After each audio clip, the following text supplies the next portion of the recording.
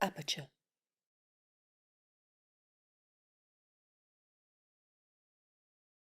My name is Michael Famighetti. I'm the editor of Aperture magazine. For those of you who are not familiar with Aperture, the magazine was founded in 1952 by a group of artists, writers, and curators as a common ground for photography. Aperture today is a multi-platform publisher that unites the photography community in print, in person, and online. We are thrilled to be joined by photographer Jamie Hawkesworth and writer Alistair O'Neill for a conversation about Jamie's work, which is featured in the current issue of Aperture magazine.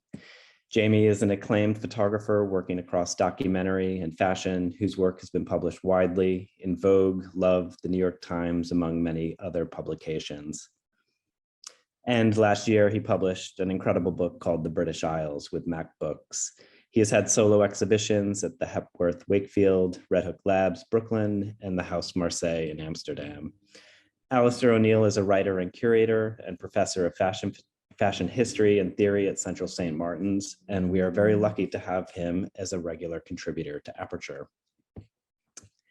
This year, Aperture, founded in 1952, turns 70, and our current issue Celebrations is a nod to a 1974 issue of the same title. This is the current issue that features Jamie's work. In the 1974 issue, the editors wrote, "Today, there is a great need for emphasizing the climatic affirmations of life's events and feelings." And so this current issue considers how photographs envision holidays, ceremonies, and festivities and allow us to seek euphoria or find catharsis in the everyday. In the Celebrations issue, we feature a selection of Jamie's work, mostly unpublished, made during travels from Antarctica to Beijing and beyond, that create a dreamscape of portraits and landscapes from everyday encounters. Thank you, Jamie, for agreeing to publish work that I know you're in the process of editing and figuring out what it might be in terms of a larger body of work in the magazine. It was really a privilege. Aperture is a not-for-profit publication, and support for the magazine is provided by the Kanakia Foundation, by John Stryker and Slobodan Randilovich, and by Thomas and Susan Dunn. Further generous support is provided by the New York City Department of Cultural Affairs, and Aperture's programs are made possible in part by the New York State Council on the Arts. Please be sure to submit any questions you may have into the Q&A box at the bottom of your screen, and we'll try to get to them towards the end of the conversation. And now I'd like to hand it over to Alistair. Thank you so much for joining us. Hi, Michael. Thank you so much for that generous introduction. It's really great to be here. Greetings from London. Hi, Jamie. I understand you're not in London. No, I'm in Cornwall. Great part of the British Isles to be. So indeed. Thanks for finding, sorry. Oh, sorry. No, I was just saying it's very sunny. Well, thanks for finding the time to join us. It's really great to be in conversation. I want to start by asking you about this very generous gesture that you made to Aperture in allowing them to print work that you're still kind of working through. It doesn't have a title yet. You don't have any plans yet to produce it in book form. So it's very much kind of hanging. Can you tell us why you decided to do this? Yeah, when I was printing the British Isles, like, you know, what we spoke about a while ago, I kind of spent a good year in the darkroom printing the British Isles. And then I came out the other side of printing British Isles, and I kind of got in such a routine of going to the darkroom every single day. I couldn't break myself away from that routine. It's funny with the darkroom. It's sort of it's an interesting place where it sort of becomes a blanket of security, where I know that if I go there and I spend the day there, I can make things and then come home with some prints in my bag and feel quite good about myself that day, if you know what I mean. Yeah. So I kind of got into that routine. And so straight after the British Isles, I started to open up all these other boxes that I have in the darkroom and just carried on printing. And that kind of, you know, it took me to a lot of places kind of around the world, really. And that's kind of where I started this project in the very early stages, was just the joy of printing and just continuing that rhythm and just opening up boxes that I hadn't printed before. Yeah, so that's kind of how it came about, really. So you've kind of established a name for yourself principally through the fashion work that you've had published. But this portfolios suggests that these are not necessarily depicting fashion-related material. They seem to be trips that you've taken outside of fashion commissions. Can you just explain that a little? Yeah, I mean, I've always been doing fashion photography, and I've always been, I mean, 9 times out of 10, right at the beginning, it's sort of strange to say, but I'd always feel really guilty if I wasn't taking pictures. I kind of said to myself, I was like, right, I've found something I really love to do now. I really need to be doing it all of the time. And it was this really strange feeling. I remember I couldn't even sleep at night. I'd go to bed at night. It sounds so cheesy, but I'd go to bed at night being like, I just can't wait to get back up and start taking pictures again. And if I didn't do that, I'd just be feel really guilty. So I started to kind of, while I was going around the British Isles, I would always also be like, right, okay, next week I'm gonna catch the Trans-Siberian Express. It really was literally like that. I kind of set myself kind of tasks, and I'd just go off and do it. So if I wasn't working, and if I wasn't, on commission, or I would just continue taking photographs. It was just I didn't really do anything else. So it kind of, that's kind of how it started. There was never really, like, a little bit like with the British Isles, there was never really a big grand idea. It would literally just be a case of the joy of jumping on a train. The idea, also it's a very romantic idea, I guess, in some sense, to go on the Trans-Siberian Express on your own and take photographs. And it was the same doing the British Isles, where even going up to Aberdeen, there was a certain sense of romance where I was like, I'm going to get on the train with a cheese sandwich and a cup of tea and a Twix, and I'm going to go and take pictures and see what happens. And it's that exact feeling going elsewhere as well. So I guess it just sort of sprawled from just wanting to take lots of photos all the time, really. Yeah, I mean, the portfolio is about the act of taking photographs. It is also about a series of journeys that you took. But I think it's also about how you encounter people and how you're able to secure a portrait, meeting them for the very first time. And it's that kind of encounter that I think is quite unique to your approach. And when we met for the article, we spoke about that at length. Could you tell us how you go about this?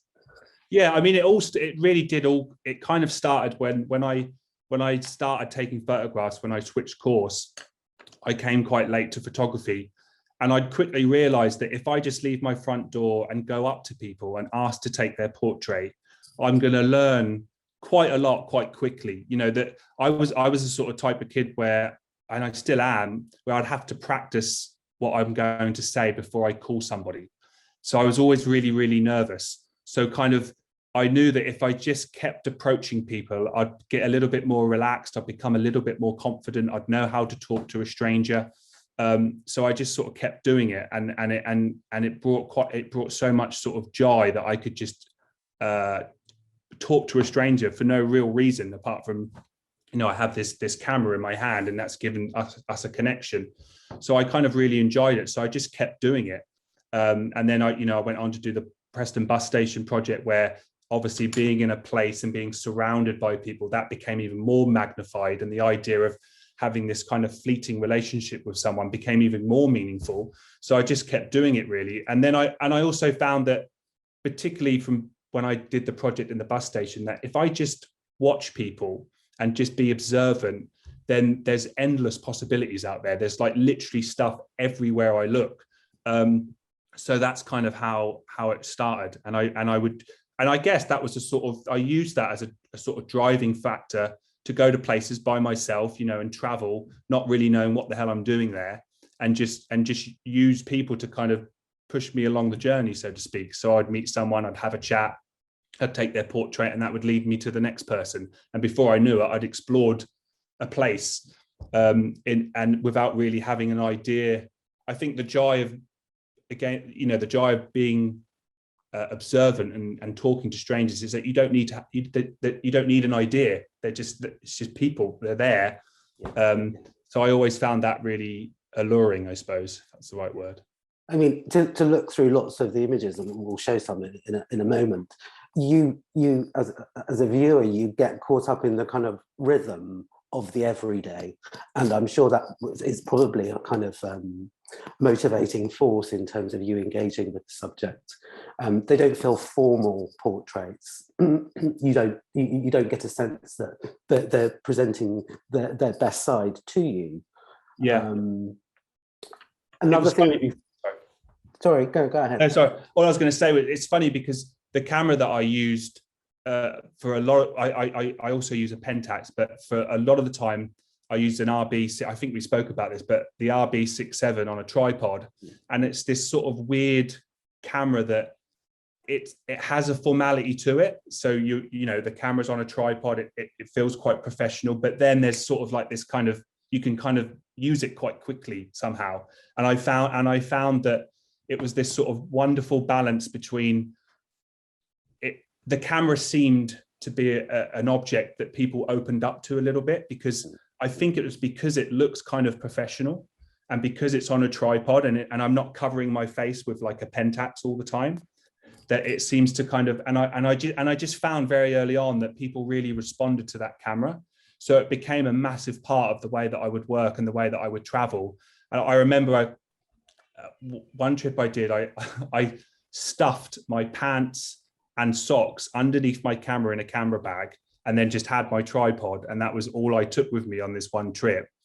And I don't know why I'm telling you about my pants and socks, but it just sort of summarized like this how, you know, this sort of big camera. I only could really sort of take that in a few, because it was so bloody heavy, but it was such an important, I feel like if I did those trips with a different camera, and it would just be, it would just be such a different thing. So it became a really important part of the way that I work, basically. Well, I mean, it goes against the grain of the ease of digital photography, doesn't it? You're making it harder for yourself, but you're getting a kind of different result. You do work in a kind of analog way in terms of some of the cameras you use and the film, and you're also invested in printing your own work. Could you just explain that? Because it's quite an unusual position to adopt in the 21st century. Yeah, I guess for me, it's the thing that's always been so important to me with analog photography is not so much what it kind of looks like. It's just the way that it allows you to kind of there's such a simplicity to it. Like, for example, in my experience, even just not being able to see what I'm doing, it allows so much space to make mistakes. You know, it keeps you kind of walking and not looking at your camera, and not trying to kind of overanalyze what you've just done, in my experience. So it's kind of always been there's just a real simplicity to it. And also in the darkroom, there's also there's a real limitation to what you can do. You know, there's just 3 color dials. So again, it's kind of like this place. I know just before we came on here, I was sort of saying about the you know, blanket of security and whatnot. It's just because it's so simple. So that's, I think that's always been the thing that's really, and also with the RB, it is just a box. You know, if you take the camera off and the back, you know, it's a box. There's not even a battery. So there's something very. I remember on trips where I'd just be fiddling with the camera in my room. Again, it sort of sounds cheesy, but I remember I used to just keep it on the tripod and just sort of look at it, because I was just like,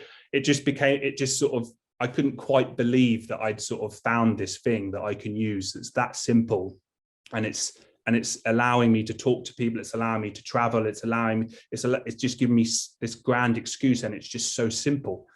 I think that's the best way I can describe it. And it's not so much, you know, I kind of really, I don't hate the idea, but the idea of sort of my work looking like it's shot on film kind of makes me feel a bit sort of queasy somehow. Like it's not the important part of it. It's kind of, it's all of those things around it that just feel so simple to me. I don't know if that makes sense. No, I was just going to ask you, to add a bit more, would you describe the camera therefore as like an honest tool? It's a good question. it makes me think of those photographs that Walker Evans took of all those American kind of tools, and you know, just the idea of something being so paired in its design, so honest in its technology, that it has a kind of beauty about it. Yeah, I do remember. So I took a trip once I basically rented a car from San Francisco and I drove all the way up the coast to Alaska. And I actually forced myself to not take pictures and try my best to write about photography. And I remember writing about how I found this object and I've turned it into a tool. So this thing that started off as this kind of strange thing that was big and cumbersome, and I was always trying to work out the best way to use it. And then suddenly this sort of moment happened where it moved into this tool that I could use to talk to people or to take pictures. So I think in that sense, the honesty sort of just kind of, it's just sort of, it sort of came from doing, as in it started off with this weird, strange object that also the mirror's the wrong way around. So I was always going like this, trying to, and then it just suddenly overnight turned into this sort of extension of, I mean, I wouldn't say it's extension of my arm, but yeah, it became an honest tool, I think. Yeah, I love what you just said there. It came from doing. Yeah. I think that's very true of how you work. Let's have a look at some images. Let me just share my screen. Okay, so these are some of the photographs from this portfolio. Yeah. So this was on the Trans-Siberian Express, and I would, you know, the train would just stop all over the place, and I would always just kind of jump out, sometimes for a minute, sometimes for 2 minutes, and it was amazing. Just to, you know, people would obviously just be coming off the train to get a bit of fresh air, but it was always amazing. And actually, it's funny because from being in Preston bus station, I got so excited and used to photographing people from behind, because there'd be obviously a lot of people waiting all the time. And if I didn't, and if I could see their face, I'd always want to ask their permission. So I thought, you know, I got so excited about photographing people from behind. So when I was jumping on and off the train, just seeing details of, you know, even that woman's hair clip in her hair, just details like that from behind, I always used to get excited about. Yeah. Sorry, I just lost the PowerPoint. I'm just calling it back. That's all right.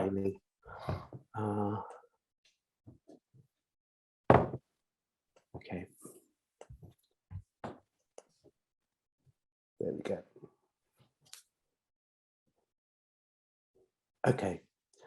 So can I just ask about this photograph? I've become quite obsessed with this image. I just absolutely love it. I remember you saying, yeah. So it's a Japanese window cleaner, is that right? Yeah. And what I just so love about this is what you've been able to kind of capture about this young man, in terms of the details of his appearance. And this is not a fashion image, but what you've been able to capture in just the precise angle of the belt that goes round his overalls, and the way he positions his hand on his hip just slightly above it, and then the kind of unconfident, you know, expression that he has on his face just says so much. Is that something that you see when you're, you know, trying to take a picture? That's a really good question. I think those types of gestures, I don't think you kind of, because also, you know, when you ask to take someone's portrait, that type of exchange, it changes everything. So for example, like you're saying about his expression, that's his expression responding to me asking to take his portrait. So those type of amazing things come, and that's what's so wonderful about asking someone's permission, is because then you have those incredibly awkward exchanges, which is so, that's kind of what's so fantastic about taking someone's portrait. But obviously, you know, what he was wearing, you know, he stood out like I remember turning the corner and I actually photographed him and his mate that was with him, or his work colleague, I guess, and they stood out in a mile. I could see the belt and I was like, bloody hell, that's an amazing belt. And I kind of ran towards him, and also I kind of, when I sort of take pictures of people, I get incredibly excited. So I think half the time their expressions are like, who is this guy? Like, why is he so excited about taking my portrait? which is kind of hard, you know, again, that sort of becomes kind of part of the photograph, I think. But it's really interesting that you picked up on this type of picture, and it's kind of these types of pictures sort of come quite, you know, there's quite a lot of them in this body of work, and it's really weird, is because before I printed the British Isles, I never would have printed these types of pictures. And it's this really strange thing which I'm discovering now, is how your kind of sensibility and just changes with time, and I can't believe some of the pictures that I'd never printed before, and it's been quite amazing to go through everything, and just, you know, like you say about that guy, and I just can't believe I didn't print that before. So it's interesting how that kind of changes over time. So the process of you being in the darkroom and printing your work is also the means that you actively reappraise your work as you move forward. Would you agree? Yeah, definitely. I mean, it's so I guess it's so kind of, I don't know if accessible is the right word, but I was going to say that all I got to do is pull the box out of the, you know, above my darkroom, and I can just flick through all the contact sheets. And I guess what it is also, it's kind of time. Like when you're flicking through contact sheets, I guess maybe 5-6 years ago, I was sort of so wanting to just jump on the train and do more and produce more that I didn't really have time to even appreciate what I did do. So I guess now coming back to it and looking at it, it's just I find it kind of, remarkable, the things that I kind of missed. And sorry, it's just crashed again on me. I'm just trying to open it. No worries.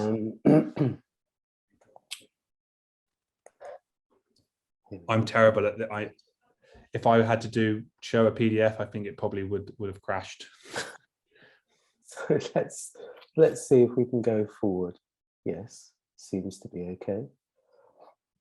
No, it's just, maybe if you open it up and then click the image and just leave it open instead of full screen.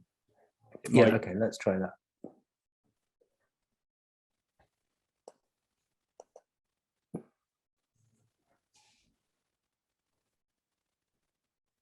Maybe Nolan in the background might be able to share his wisdom of the PDF. I don't know. No, do you want to try putting it on your side, perhaps?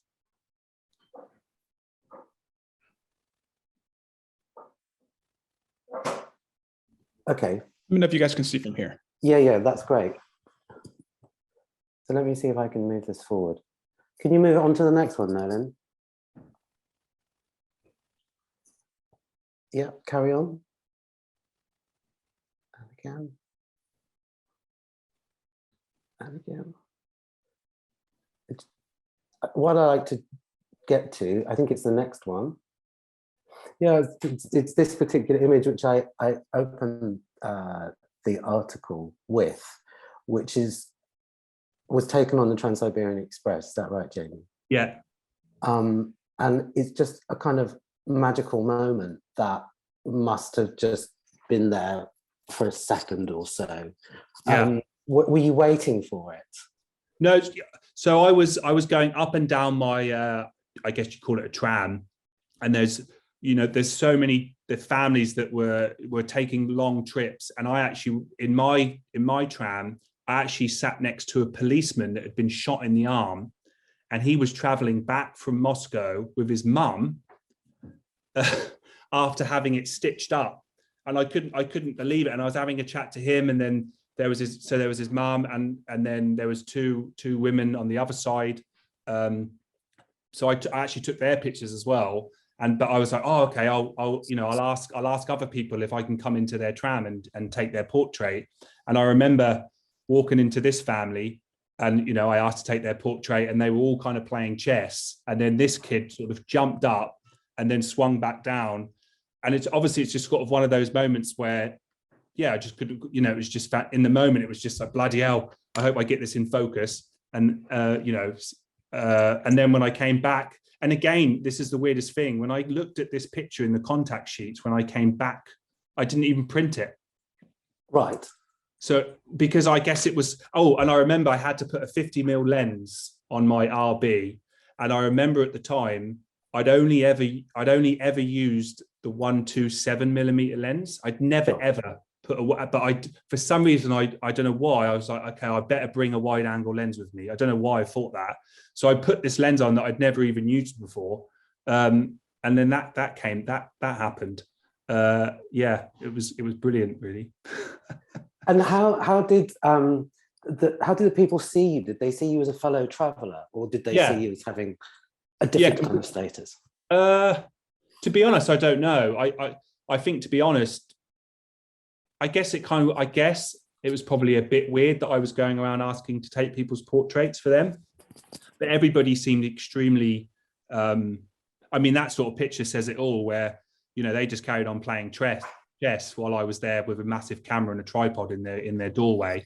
I think most of the subjects in the series, I have to say, they look happy to have their image taken.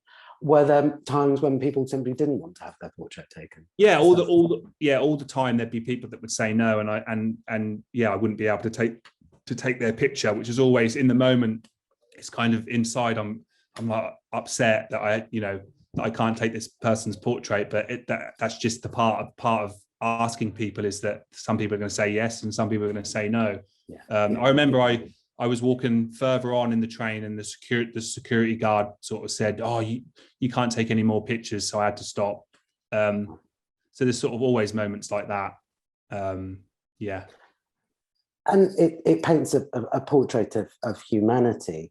One of the things I think that's really interesting is that you notice that there are differences in the countries that you visited, and, you know, the kind of the land, or, you know, the types of buildings that you might see, all the different types of people, for that matter. But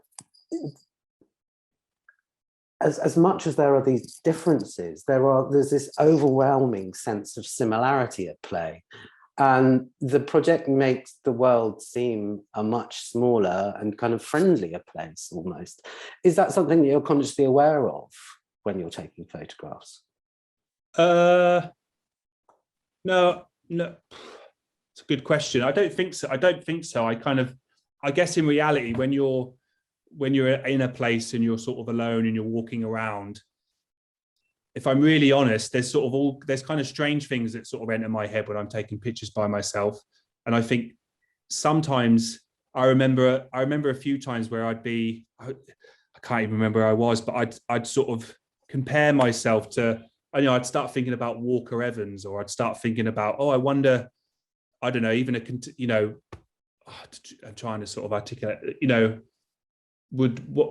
I just sort of compare myself to other people, and it's sort of this weird thing where I would just really overthink, and then in the moment of coming across someone, all that would just disappear, and I'd just be in the moment, and then I'd forget about all of that and then carry on to the next person. It's sort of, there's no real sort of, if I'm really honest, when I'm walking around on my own, it's sort of just these sort of fairly normal, banal, uninteresting, personal things, and there's not much else going on. And then when you see something, it's like I say, that kind of all that, it sort of turns into likeness, and I can just take a photograph and all that sort of disappears. I don't know if that's too honest, but I think that's the best way I can describe it, is that there's never this kind of, I'm never sort of thinking about, okay, I want to show how wonderful humanity is. It's kind of, it's more just, I've got a reasonably good pair of trainers on, my feet don't hurt too much, I'm going to keep going today. And then, the sun looks nice. But in that sort of really normal stuff, then, like, for example, this family playing chess, all that just disperses and disintegrates, and there's just this incredible photo in front of me. That's the best way I can kind of describe it. I think that's a very fair account. Now, could we just scroll forward a few, just so we can get more of a sense of the portfolio? I mean, one thing that really strikes me is this attention to the details of appearance. I think, and the dressed self, and that's something which shows your fashion eye at play. I mean, I love this one. She looks so amazing, like a kind of a film noir vamp, turned to color and brought. It was freezing. extraordinarily cold. It was that picture's in Detroit. Yeah, and it was freezing. And I saw her. I think she was sitting outside like a kind of university.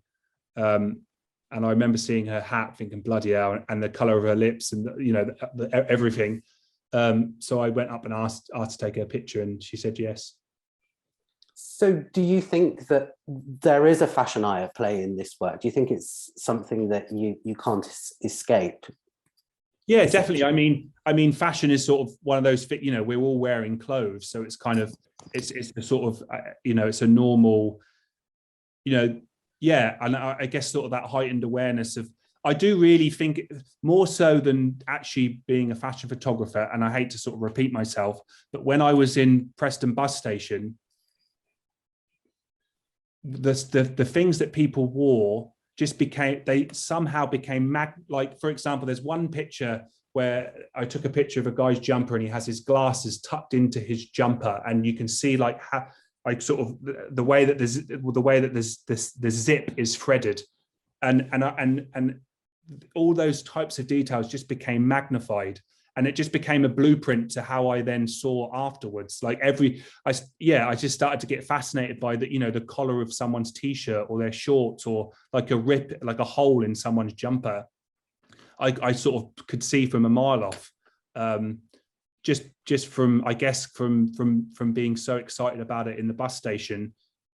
I then sort of started to look for those types of details elsewhere. And actually also it kind of really helps I found when you approach a stranger, instead of saying, wow, your face looks unbelievable, which might freak them out.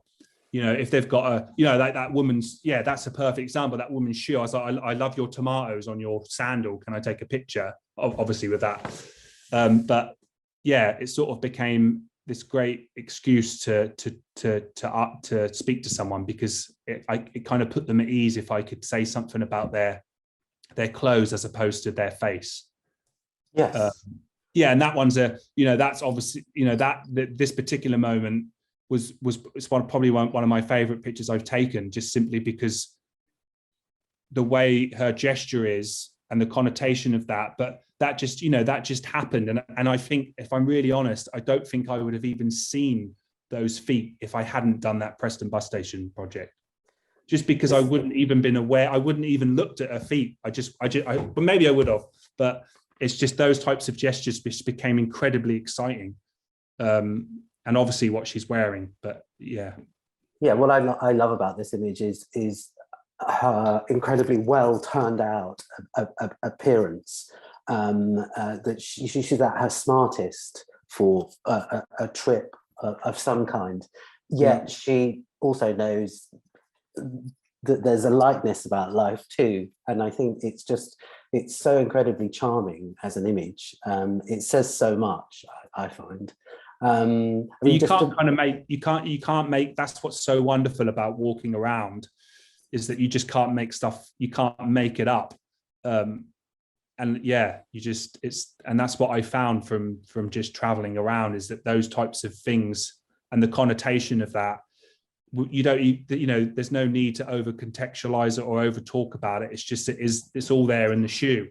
Yeah, completely. Yeah. So this image is actually taken from the British Isles, which was published last year. And Nelly, if we can move on, I've got more examples that we can show. Can I just ask you about what it's like to experience your work in printed book form, and what that lends the work and your own interpretation of it? Yes, that's a great question.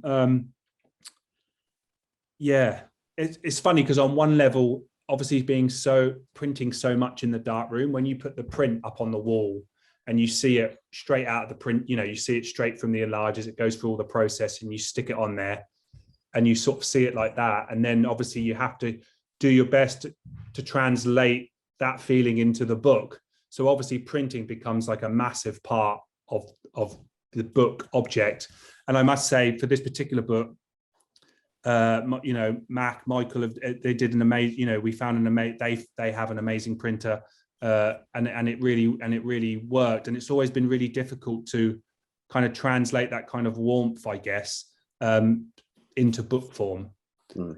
So seeing it with the British Isles and also Preston bus station, you know, yeah, it's just interesting to see how printing translates into a book, because I spend so much time printing. So that sort of becomes a massive part of just the way that I sort of see I always have sort of a heart attack before I open the first page, just to see if that kind of, because I think we spoke about it, but I kind of had this weird thing in the dark room where I kind of left my door open, and it kind of brought all this kind of warmth into my work, which is a technique that I've so held on to that, and I feel like it's kind of informed sort of everything that I've kind of done, because it's such a mistake and it's so sort of silly, but it's so wonderful.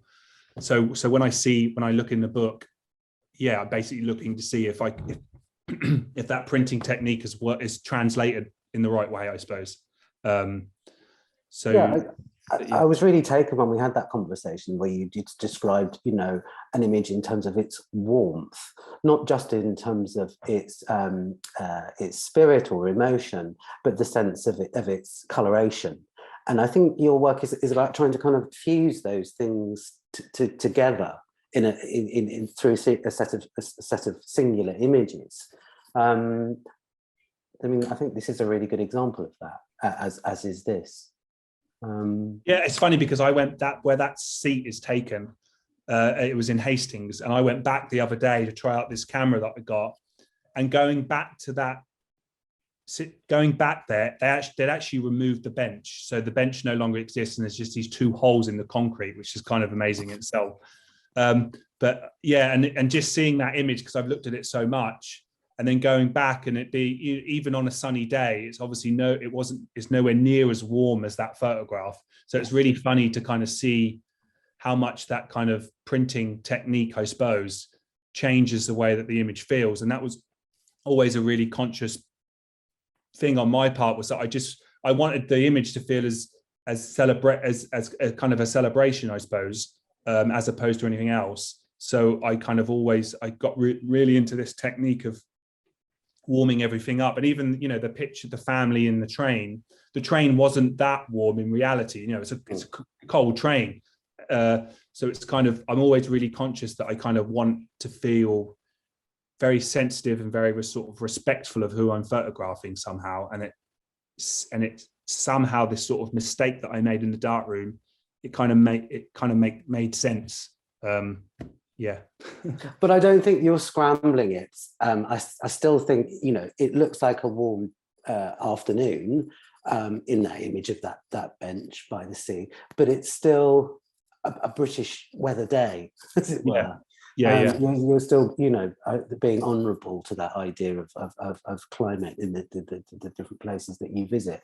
This is an example of Preston Bus Station, which was published in 2017, but much earlier project.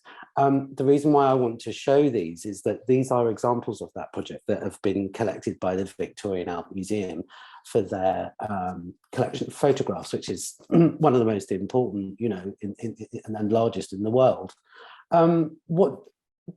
How is it for you to have your work collected by a museum like that? What does that give you? Yeah, I mean, yeah, it's fantastic. I think particularly with Preston Bus Station, I think having that type of work in a museum, it kind of just feels like such a wonderful, what's the word? I think, for example, you know, what the way that the Preston Bus Station is built, it's kind of, it's like a circle. So I remember when I was doing the project and I was kind of walking around in circles, thinking, what am I doing walking around in circles in this cold bus station? And then for that, then, you know, however many years down the line to then be in a museum, it kind of just feels like such a wonderful, even just on a personal level, just a great full circle. Sorry, the pun. Of the work, you know. I think it's kind of, and also it's just, again, those, you know, I remember we did a show inside the bus station where we put these kind of massive prints up on these vinyl prints up on the tiles in the bus station, and this woman came along with her daughter, and she was in one of the pictures, and she's got this amazing haircut and a little watch, and she was like, I can't believe from just waiting for the bus, I'm now on the wall of the bus station. Like she could, you know, so I think that the idea of then that going then into the Victoria Albert Museum, and, you know, from just something as normal as waiting for a bus, I think that idea is kind of incredible on so many levels. So I think, yeah, that's kind of, I guess, that idea of just waiting for a bus and then, you know, it going into the Victoria Albert Museum, I think it's just such a nice. Yeah, it's another kind of journey, isn't it? It's just a nice. It's just so nice. Yeah. And Nolan, can we just go on to the next slide? These are examples of covers that you produced for British Vogue in the middle of the pandemic. I think it's July 2020, and these are also part of the V&A's collection now. These seem a really kind of fitting culmination of the two strands of inquiry that your work kind of produces, because these are key kind of fashion images, but yet they also honor a sense of the everyday and the ordinary life. Yeah. I mean, obviously the pandemic has changed the world immeasurably. How's it changed you and the way you work? That's a good question. I mean, when this project came up, I remember Edward, who's the editor, he just called me up and was like, do you fancy doing this? And I was like, of course. And I just put the RB in my bag with a tripod. I had my bike at the time, and I just cycled around London to these places that were pre-arranged. And I would turn up and I would take, you know, I just kept it incredibly simple, just like I would do all my other stuff. And yeah, I think, again, I had to go back to the actual physicality of the camera. But again, obviously at that time, it was extremely emotional, I guess. And it was kind of like, obviously a lot was going on. And it's so strange how a camera gives you this sort of sense of just, again, sorry to repeat myself, but the simplicity of the RB and just having it on a tripod, I just knew that I could kind of go into any situation and sort of, however emotionally charged it was, and sort of come out with a photograph, particularly with the train driver who I met in the train station. She sort of jumped off the train and we had kind of a couple of minutes to take this picture. And the idea, you know, even on a sort of personal level, with Edward saying, okay, you need to get a photograph that's going to be on the cover of British Vogue at this time. It's sort of quite, I guess I was very nervous, but this camera seems to bring this such a simplicity and warmth that I felt kind of good about. You know, I felt confident in what I was doing, I guess. I don't know if that answers your question, but I guess from doing these portraits was actually when I really, really dived into the British Isles book. So when I came out of doing this project, I'd realized I was like, God, I've got so many portraits of people. I even had key worker portraits in the project. You know, I photographed a lot of people from Sainsbury's and Asda that when they were just outside. And I was like, God, I can't believe I haven't printed these before. So it kind of reignited this sort of love of just portraiture. So I started to sort of go through every single box, because at the time during the lockdown, you know, I had my own darkroom, so I had a key and I could just go there every single day and just print all of these people. And it really was off the back of doing these, was just to go to the darkroom during the lockdown and print people's faces. It just seemed so inspiring, I guess, on a really simple level. It was just like, it's fantastic to be in here printing. So I guess in that sense, it kind of, I don't know if it changed me, but it definitely, I can't find the right word. Well, I mean, I think what's really interesting is obviously the time of the pandemic was very beneficial to you in the time that it gave you to kind of develop your work, you know, from the darkroom out. But I think what these images represent is your ability to create a kind of emblematic face for an important historical moment in time. You know, I think these covers will come to represent the pandemic, you know, in the future. There was this wonderful moment where, I must say, when I took these pictures of the nurses in Hamilton Hospital, I was shown into the hospital. Obviously, I was masked up, and I was shown into one of the wards, and I think I photographed 5 or 6 nurses, And then I had to walk back through a different route to get out of the hospital. And I was walking through and I heard a woman, a nurse, on her phone. She didn't know who I was. And she just said, I can't believe it, but British Vogue is in the hospital taking portraits of the nurses. And she couldn't believe it. And it really was one of those moments where I realized that the joy of being, I hate to say it, but the joy of being in Vogue, I could see it in real time, this woman saying how amazing it was that I was there taking portraits. And obviously I know it was because of the situation and the timing, but it just really was one of those moments where I it was just incredible to sort of hear that. And I remember cycling home thinking, bloody hell, that was a kind of one of those kind of sort of just incredible moments, really. Yeah, I mean, I think your ability to kind of find joy in the most serious of situations is a really fantastic thing about the way that you work, Jamie. I think now's a great moment to open out to questions if we have any. Nolan, do we have any questions? Okay, here's one from Daniel, Jamie. Yeah. How do you ask strangers to let you photograph them, and how long does each image take? Good question. Yeah, I mean, it does vary a lot. Like me and Alistair were saying, sometimes people do say no, but 9 times out of 10, I just approach someone and say, I'm Jamie, I'm a photographer. Please, can I take your portrait? You've got a wonderful hat on, or you've got a great moustache. Can I take your portrait? So it's quite simple, really. And I did realize very early on that 9 times out of 10, people kind of just want to get on with their day once they've said yes. So it's quite short, really. And in my experience, no one ever wants to see the picture. They just want to keep moving. So it kind of lasts, a couple of seconds sometimes, or a minute.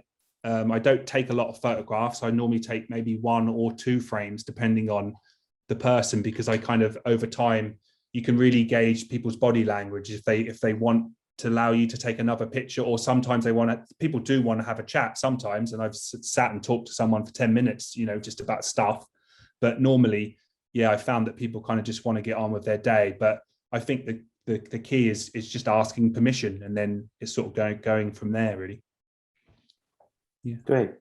Thanks, Jamie. So we have one more question. This is from Nazmin, who asks, what does your project, Preston Bus Station, mean to you? Good question. Yeah, I guess from this talk, it's kind of a very meaningful project that's it's sort of at the heart of the way that I take pictures, really. And even on a really sort of simple level, it was genuinely one of the first places where I could even just see what light looked like inside a building, coming through a window, because I spent so much time at the start of photography just walking around in the streets that I never really looked at light. It was just always there, even if it was whatever the weather was, I didn't really think about it. But as soon as I went inside a building that had these huge windows, I could really start to see the effect of light on the way that people looked. And that's become an incredible part of the way that I've seen things ever since, that I always go back to, okay, if the light looks like this, it's gonna maybe look like this on the camera, because I spent so much time looking at the light in the bus station. So it's really informed, yeah, my whole kind of sensibility, really. Yeah. I remember when we spoke about it, you described how that architecture of the bus station allowed you to observe light in quite a controlled way. And that really stuck with me. I thought it was really fantastic in terms of how you can use architecture to see things more clearly. 100%. Yeah. So this follows on from that. This is a question from Hayley, who asks, describe the quality of light that you're drawn towards. Oh, good question. Good question. Yeah, it depends. Like, I kind of go through sort of different, obviously very early in the morning and very late in the evening, you get this kind of incredible hour where, and again, I remember writing about this in this little book where I was trying to kind of think about, where I was just like, I just love walking around 1 hour before sunset and 1 hour after sunrise. And if I could be stuck there, I'd be a really happy man. So I guess that's kind of, you know, I love those times of the day, but then also being inside. And if you're in a place where you're kind of where there's very little light, there's just like a little window somewhere, that's also fantastic as well. So it kind of just depends on the situation. And also, you know, being on the train, for example, and in that particular picture of them playing the family playing chess, that was kind of backlit. That's also really interesting. So it kind of just sort of depends, really. But I must say that getting up very early and walking around just as the sun rises, and then sort of taking pictures for 2 hours and then having a cup of tea, that's pretty perfect to me. The kind of feeling of it. Great. Okay, and then I've got two final questions. These are kind of lumping them together because they're kind of practical tips. So the first one from Georgina is, how much direction with posing do you give your subjects when you're taking their portrait? And the other one from Cesar is, do you have any tips for starting out darkroom printing for the first time? Oh, cool. So for the posing, I learned quite quickly. I remember when I very first started to go out, I think I remember saying to people, please don't smile, which in hindsight wasn't, I stopped doing that very quickly, but I sort of very early on tried all sorts of sort of different things where I was like, oh, could you take a go back to the left or go, and it all was just wrong and it never quite worked for me. And I just realized that if I just don't say anything and just be observant, that's the best thing to do in my experience. But I think it's all about sort of practice, because, you know, if you sort of say to someone something and that could end up being the thing that you love, and that ends up being your sort of photograph, I suppose. I always found that if you just embrace the whole awkwardness of the situation, then you'll get a really honest portrait. But then going to somewhere very unfamiliar, like a fashion shoot, and talking about posing there, which is a whole nother realm. And after sort of, it took me about 5 years to realize that if I just watch this model, just like I watch someone in Preston bus station, they're going to do something extraordinary, and that will be the photograph. And it's taken me a long time to kind of come to that point.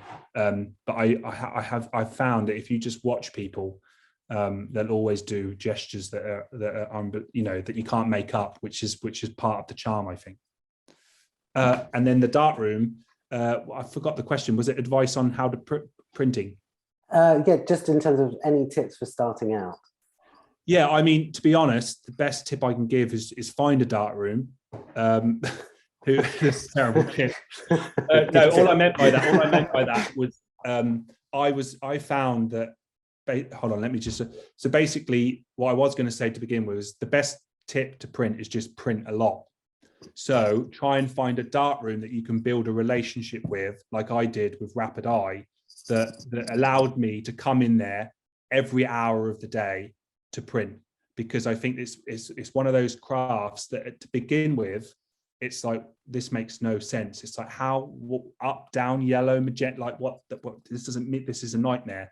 But once you crack it and then you just continuously print, you really then find your kind of color palette and what color attracts you. But you can only find that from printing a hell of a lot. So find a darkroom that you can get a key to go in there at 4 a.m. if you want. That's my kind of advice. That's very good advice. Well, thanks, Jamie, so much for your time. Thanks, Alistair. Thanks for taking the time. No, it's been great. I hope you enjoy the rest of your time in Cornwall. Yeah. I'd like to thank Michael and Nolan for looking after us so very well. And I'd like to thank the audience for listening in. I'd just like to end on by saying that if you've enjoyed today's event and you'd like to know more about the activities of Aperture, then please check the organisation's website, which is aperture.org. I think that's all for now. Thanks again, Jamie. Alistair. Thanks, Over Michael. Bye. Thanks. Bye.